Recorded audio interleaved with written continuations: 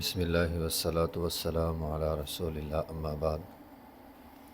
صفحہ نمبر ہے 248، آیت نمبر ہے 87 اور 88۔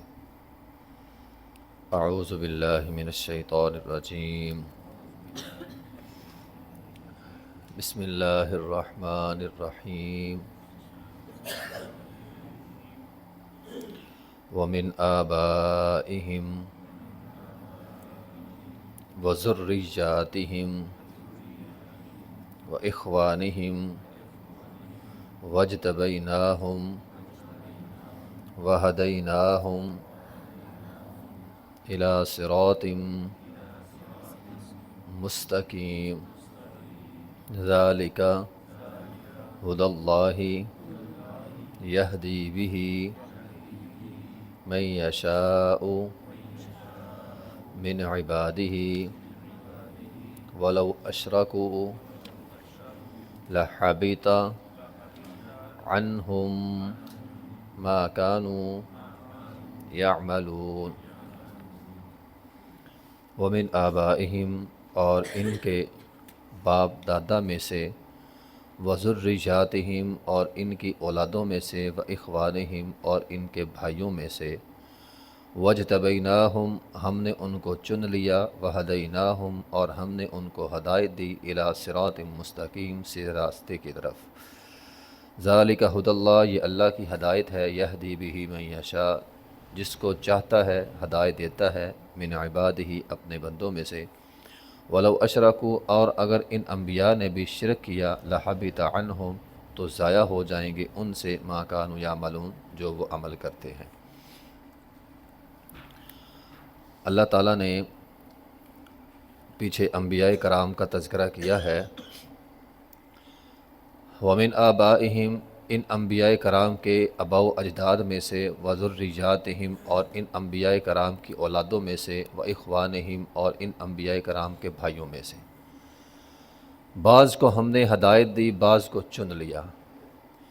اس کا دوسرا مطلب یہ بھی ہے کہ انبیاء کے خاندان سارے کے سارے جنتی نہیں ہوں گے، بعض لوگ جنتی ہوں گے، اور بعض لوگ جن کا انبیاء سے خاندانی تعلق ہوگا لیکن جہنم میں جائیں گے۔ انبیاء کے خاندان میں سے ہونا یہ انسان کے لیے کافی نہیں ہوگا۔ ہمارے معاشرے میں ہوتا ہے، لوگ یہ سمجھ بیٹھتے ہیں میں سید ہوں، اور وہ یہ سمجھتے ہیں میرا سید ہونا جنت میں جانے کے لیے کافی ہے۔ کسی کا صحیح معنوں میں، اگر صحیح معنوں میں وہ سید ہے، تو کسی کا سید ہونا اس کے لیے، اس کی نجات کے لیے کافی نہیں ہے جب تک عمل نہ ہو۔ نبی علیہ الصلوۃ والسلام نے فرمایا تھا، یا فاطمہ بنت محمد صلی اللہ علیہ وسلم اعملی، اے فاطمہ تو نے بھی عمل کرنا۔ اور قریشیوں، یہ مت سمجھنا کہ ہم نبوی خاندان میں سے ہیں، عمل تم نے بھی کرنا ہے۔ تو فرمایا آپ کی ان انبیاء کی اولادوں میں سے، بھائیوں میں سے، اور ان کے آباء و اجداد میں سے بعض کو ہم ہدایت دیں گے، بعض کو ہم نبوت دیں گے، سبھی کو نہیں۔ جو اچھے عمل کرے گا وہ کامیاب ہوگا، وہ ہدایت پالے گا، جو اچھے عمل نہیں کرے گا وہ ہدایت نہیں پا سکتا۔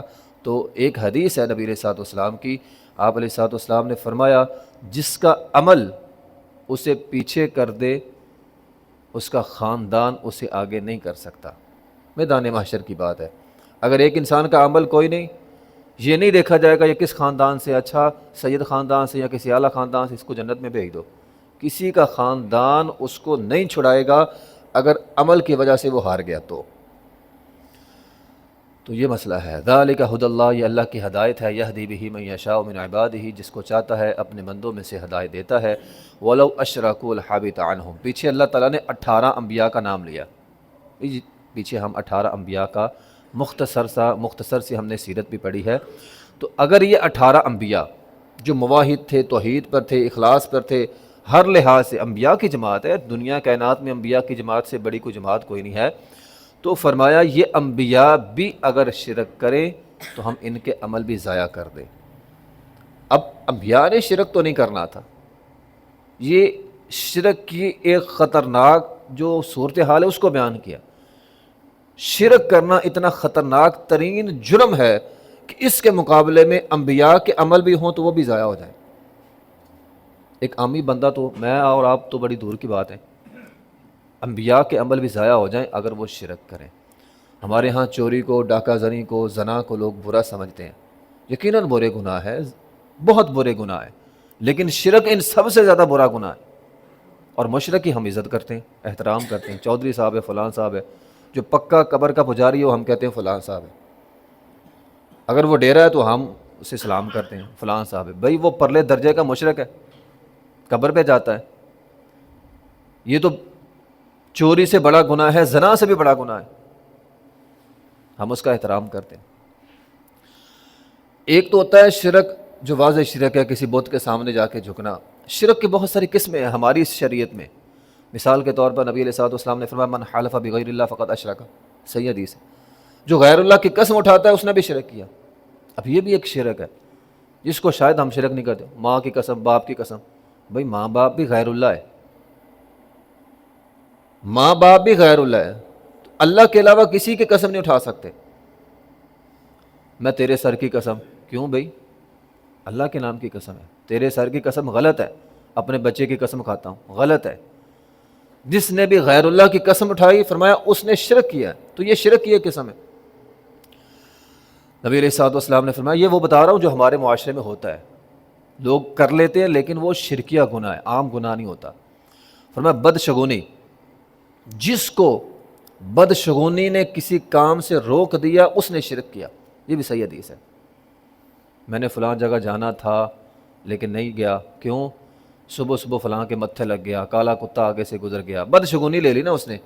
جس کو اس کی بدشگونی نے کسی کام سے روک دیا اس نے بھی شرک کیا۔ نبی علیہ الصلوۃ والسلام نے فرمایا جو کسی کاہن کے پاس گیا اور جا کر اس کی تصدیق کی اس نے بھی شرک کیا۔ اب یہ بھی ایک شرک ہے، ہاتھ دکھاؤ کسی کو، میرے ہاتھ میں کیا، میری شادی کب ہوگی، میرا کاروبار کیسے ہے، اور جو اس نے بتایا تو نے ٹھیک بتایا، فرمایا اس نے بھی شرک کیا۔ ایک حدیث کے مطابق جس نے جھاڑ پھونکی اور تویز، دھاگا، کڑا وغیرہ پہنا، اور فرمایا اس نے، اور دو لوگوں کے بارے میں فرمایا، خاوند اور بیوی آپس میں محبت کے لیے کسی غیر شرعی عمل کا، کوئی غیر شرعی عمل کرتے ہیں، کسی کے پاس جا کر کوئی بھی غیر شرعی عمل، فقد اشرک، انہوں نے بھی شرک کیا۔ تو دھاگا ہے، تویز ہے، کڑا ہے، کوئی بھی غیر شرعی عمل آپس میں محبت کے لیے کرنا، وہ سارے کا سارا کیا ہے؟ شرک ہے۔ نبی علیہ الصلوۃ والسلام نے فرمایا شرک کی قرآن کے مطابق شرک کی ایک قسم دعا بھی ہے، آپ غیر اللہ سے دعا کرتے ہیں۔ فَإِذَا رَكِبُوا فِي الْفُلْكِ، قرآن کے اندر ہے، فِي الْفُلْكِ فَإِذَا رَكَبُوا فِي الْفُلْكِ دَعَوُا اللَّهَ مُخْلِصِينَ لَهُ الدِّينَ، جب کشتی میں پھنس جاتے تھے تو خالص اللہ کو پکارتے تھے، جب نجات مل جاتی تھی تو شرک کرتے تھے، تو وہ دعا کرتے تھے، دعا بھی شرک ہے۔ ایک نیت کے اندر بھی شرک ہوتا ہے، مثال کے طور پر کام تو میں نے اچھا کیا، جس طرح نبی علیہ الصلوۃ والسلام نے فرمایا تھا کہ مجھے اپنی امت کے حوالے سے سب سے زیادہ جس چیز کا خطرہ ہے وہ شرک اصغر ہے۔ پوچھا وہ کیا ہے؟ فرمایا ریاکاری۔ اب ریاکاری کیا ہے؟ کام تو میں اچھا کر رہا ہوں، کوئی بھی کام آپ اچھا کر رہے ہیں لیکن دل میں نیت کیا ہے؟ لوگوں کو پتہ چل جائے۔ فرمایا یہ شرک اصغر ہے، چھوٹا شرک ہے شرک کی ایک قسم جو ہمارے معاشرے میں عام ہے، کسی کو پتہ چل جائے میں نے یہ کام کیا، کسی کو پتہ چل جائے، فلاں کو پتہ چل جائے میں نے یہ کام کیا، لوگوں کے دکھاوے کے لیے کوئی بھی نیکی کا عمل بھی کرنا، یہ شرک اصغر بن جائے گا، یہ ریاکاری بن جائے گی۔ اسی طرح اطاعت کرنا، حلال و حرام کا اختیار کسی اور کو دے دینا، میں فلاں کا بیعت کرنے والا ہوں، ٹھیک ہے نا، ہمارے یہاں ہوتا ہے نا معرفت کے نام پہ، لوگ کہتے ہیں یہ معرفت ہے، کسی کی بیعت ہو جانا، کسی بزرگ کے ہاتھ میں بیعت کر لینا، اب اس بزرگ نے کہا یہ حلال ہے یہ حلال، اس بزرگ نے کہا یہ حرام ہے یہ حرام ہے۔ اتخذوا احبارهم ورهبانهم اربابا من دون اللہ، عدی بن حاتم نبی علیہ الصلوۃ والسلام کے پاس آئے، کہا اللہ کے رسول قرآن تو کہتا ہے کہ یہودیوں نے، عیسائیوں نے اپنے مولویوں کو، اپنے درویشوں کو الہ بنا لیا تھا، ہم نے تو نہیں بنایا، قرآن کہتا بنا لیا، ہم نے نہیں بنایا تھا، دور جاہلیت کی وہ بات کر رہے تھے۔ تو نبی علیہ الصلوۃ والسلام نے فرمایا کیا تم اپنے علماء جو درویش لوگ ہوتے تھے ان کے حلال کو حلال نہیں سمجھتے تھے، ان کے حرام کو حرام نہیں سمجھتے تھے؟ کہا جی ہاں۔ فرمایا یہی شرک ہے، اللہ نے یہ اختیار کسی کو نہیں دیا، حلال و حرام کا اختیار کسی کو نہیں دیا، حتیٰ کہ انبیاء بھی اپنی طرف سے حلال و حرام کا اختیار نہیں رکھتے۔ نبی علیہ الصلوۃ والسلام نے شہد کو اپنے اوپر حرام کیا، اللہ نے قرآن کے اندر تنبیہ نازل کر دی تھی کہ آپ بھی نہیں کر سکتے، ہاں جو اللہ کی طرف سے حکم ہوگا آپ وہ کر سکتے ہیں، اپنی طرف سے نہیں۔ انبیاء کو بھی اپنی طرف سے حلال و حرام کا اختیار نہیں ہے، حلال و حرام کا اختیار اللہ تعالیٰ نے اپنے پاس جو ہے وہ رکھا ہوا ہے۔ تو بہرحال محبت میں شرک کرنا، کسی کی تعظیم کرنا، کسی کے آگے جھکنا، یہ سارے جو ہے وہ شرک ہے۔ شرک اتنا بدترین گناہ ہے کہ انہ من یشرک باللہ فقد حرم اللہ علیہ الجنہ ومأواہ النار۔ بات ہی سیدھی یہ ہے، جس کے عمل میں شرک پایا گیا اس کے سارے عمل باطل، وہ جہنم کے اندر چلا گیا۔ اس سے بھی بڑھ کر، ایک تو ہے جہنم میں چلا گیا، اس سے بھی بڑھ کر یہ ہے کہ نبی علیہ الصلوۃ والسلام نے فرمایا، قرآن کا بھی یہ مسئلہ ہے، حدیث کا بھی یہ مسئلہ ہے کہ مشرک آدمی کے لیے کوئی بھی استغفار نہیں کر سکتا۔